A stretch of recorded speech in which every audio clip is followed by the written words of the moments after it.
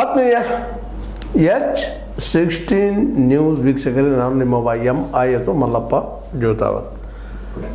ನಮ್ಮ ಕರ್ನಾಟಕದ ವಿರೋಧ ಪಕ್ಷದ ನಾಯಕರು ಆರ್ ಅಶೋಕ್ ಅವರು ಜಾತ್ಯತೀತ ಪದ ಸಂವಿಧಾನದಲ್ಲಿ ತೋರಿಸ್ರಿ ಅಂತ ಚಾಲೆಂಜ್ ಮಾಡಿದ್ದಾರೆ.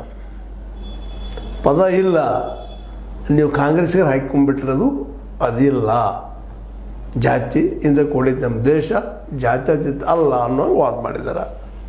ಹೇಳಿದ್ದಾರೆ ಸ್ಪಷ್ಟವಾಗಿ.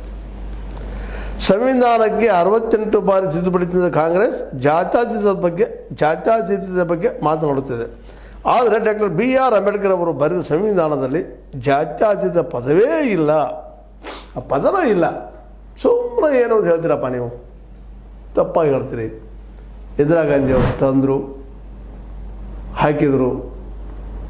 ಇದು ಕಾಂಗ್ರೆಸ್ಸಿನ ಕೊಡುಗೆ ವಿನಃ ಅಂಬೇಡ್ಕರ್ ಅವ್ರದಲ್ಲ. ಅದಕ್ಕೆ ತೆಗಿಬೇಕು. ಒಳ್ಳೆಯ ಯೋಚನೆ ಎಲ್ಲಂದಲ್ಲ. ಅಂಬೇಡ್ಕರ್ ಅವರು ಹೇಳಿಲ್ಲ, ಅದಕ್ಕೆ ತೆಗಿಬೇಕು. ಆ ಪದ ಬೇಡ, ಕಾಂಗ್ರೆಸ್ಸಿನ ಪದ ಅದು. ಮೂಲ ಸಂವಿಧಾನದಲ್ಲಿಲ್ಲದ ಮತ್ತು ಕಾಂಗ್ರೆಸ್ನವರೇ ಸೇರಿಸಿದ ಪದಗಳ ಬಗ್ಗೆ RSS ಕಾರ್ಯವಾಹ ದತ್ತಾತ್ರೇಯ ಹೊಸಬಾಳೆ ಅವರು ಮಾತನಾಡಿದ್ದಾರೆ.